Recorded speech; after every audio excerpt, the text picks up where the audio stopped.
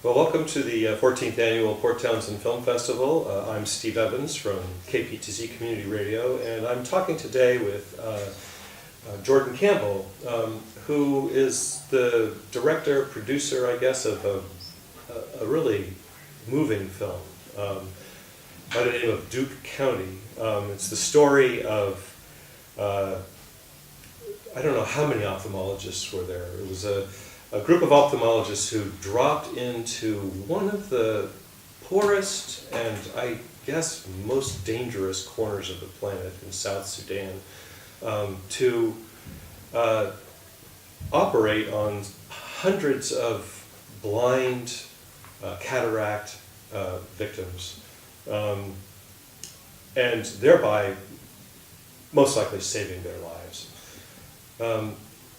But now, Jordan, you were not a filmmaker when you embarked on this project. You were, in fact, I understand, a mountain climber for many years, and now the public relations director for Marmot. So what brought you to this project? Well, it's a long, lengthy story, which I can try to distill down for you a little bit. I have been climbing mountains my whole life, it seems, and just through maybe 4 Himalayan expeditions in particular, I've traveled to remote regions and I've seen so many people so underserved. So, through those expeditions, I've just seen how many people are in need.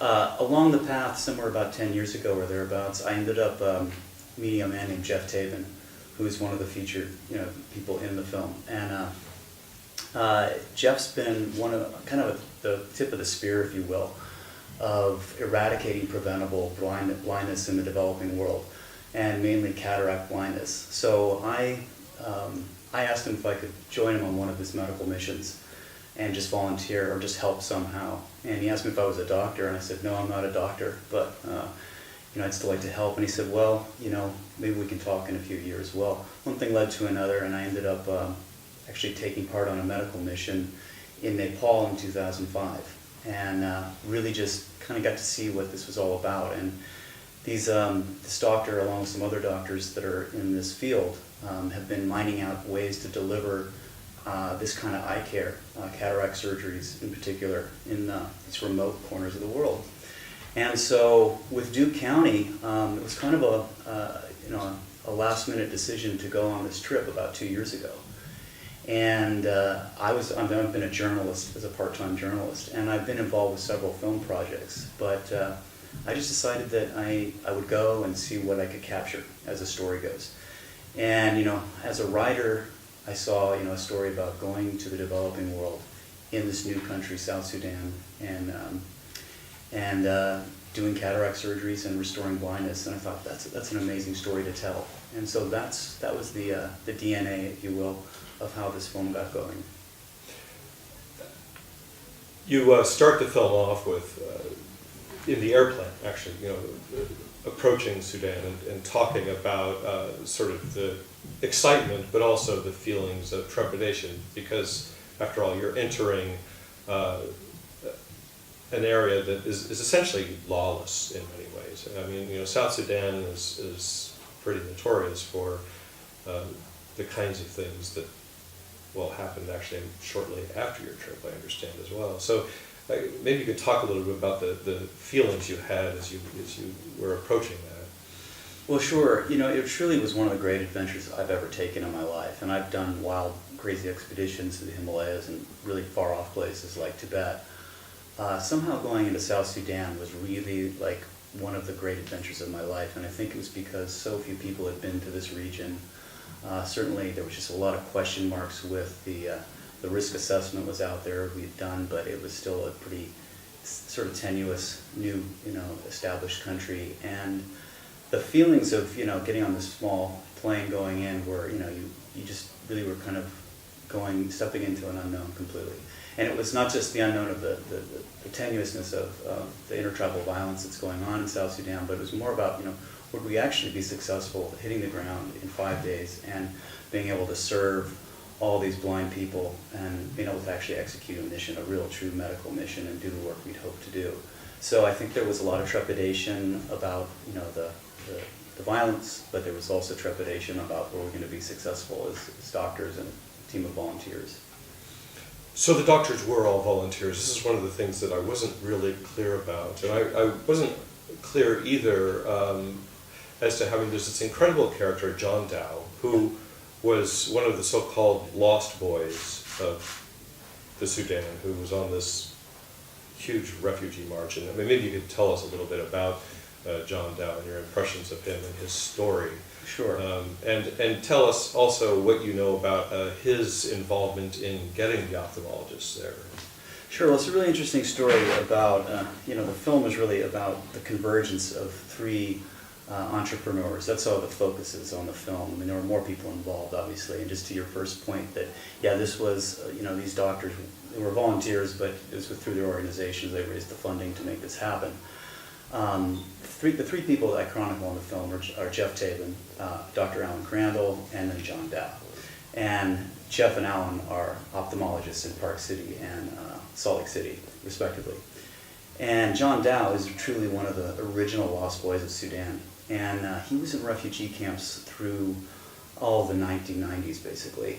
And then, through assistance of the United States and Canada, was relocated to the United States. And he lives in Syracuse, New York. But his story is incredible. I mean, he ran from, the northern Sudanese into one refugee camp with tens of thousands of other young boys. And the footage of that is incredible. I mean,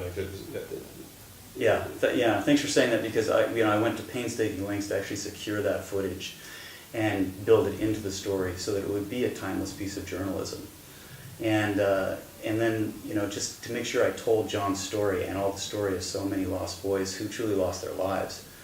And I think the total estimated number is around 30,000 lost boys that made their way from Sudan into Ethiopia and then later into northern Kenya. Dow's stories of that trek and of sort of getting up each morning and burying a couple more of his group before moving on was pretty heartrending.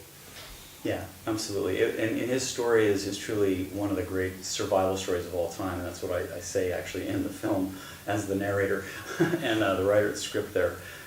He went through so much and endured so much that when he finally got to the United States and got his feet and got his life back, he made the effort to go back to his country and start this clinic, this medical clinic called the Duke Lost Boys Clinic. And with that, he invited these doctors to come and do this eye care to the local population around Duke County. Well, there was some just really moving moments in the film. Like for example, when we see this one toddler, really. I mean, a tiny girl leading her blind grandmother to the camp, and which by the way, just mobbed with blind people. For I don't know how many miles to get there, and then the grandmother being cured and getting to actually see this granddaughter for the first time. It was very moving. So but I understand tragedy struck after the team got back, and you can talk a little bit about that, and also about the hopes that John Dow and others have for future ophthalmology clinics like this. Well, sure. We had this successful eye camp, and I think we were able to perform 288 surgeries. And I say we, as collectively as a team, it was really, predominantly Alan Crandall and Jeff Tabin. And Dr. Roger Furlong and Dr. Lloyd Williams as the doctors, but we were very successful as a medical mission and on one level. But then we flew home, and within just a few days, I think it was 10 or 11 days after we returned, a large amount of intertribal violence broke out in the town of Pibor, which is about 100 miles from Duke County, and an estimated 3,000 people actually were killed in this intertribal violence, which is just a shocking number of people. I mean, effectively, that's what 9/11 was about. On one day, this was in just a weekend, but it went largely unreported. in the Western media, and we're just sort of conditioned, I feel sometimes, that in the West that these things just happen in Africa and that's just okay, and of course it's not, and so I had this felt like there was a moral imperative for me to tell that story, and I really would say that was the genesis in a way for me to really go for a true documentary film. And so I followed that, and I followed the aftermath of that violence, and then it actually spread back into Duke County. And one of the patients that we worked on, at least that we're aware of, just one, actually was killed. And so that was, really kind of very close to home, and it was kind of a sting in the tail for us after having, been on a really hard medical mission, a very successful medical mission, but all of a sudden we realized, that was pretty close to home and really sad and tragic. So I felt like we needed to tell that in the story. And so instead of a story about flying in as Western doctors and a medical team and doing heroic things and just flying home, that's a story that's been told. I felt like if we really want to do this whole story justice, we need to tell the dark side of this and bring a more comprehensive story to the silver screen. And I understand that the team went back again afterwards and actually on that occasion treated patients from the rival tribes, and yeah, that's correct. With the idea that this could build peace. Yeah, and this is the upside and the most positive part of this whole experience for me and for all these doctors that have taken part in this, and for the film crew that we worked with, and the photographers that I worked with. I mean, we all put in a lot of time, and it ended well as a medical mission. Then we had this dark aftermath, but then John Dow said, he had a vision to bring the doctors back for a second medical mission, and invite the members of the disparate tribes, which are the Dinka, Nuer, and Murle, and have them come to the clinic and operate on them. And so that the Duke Lost Boys Clinic would become a touchstone for peace, potentially, and it would be a model for peace. And so they did that indeed a year later. They came back, and I think it was December of 2012, had a very successful medical mission, and I think they did probably at least 240 surgeries total between all those tribal members. And so it was a success, and in fact they're going back again this year. So there's more to the story. It keeps going on, and it keeps perpetuating itself. And it is a story about curing blindness, and a story about how by curing blindness you can bring potentially peace to the region.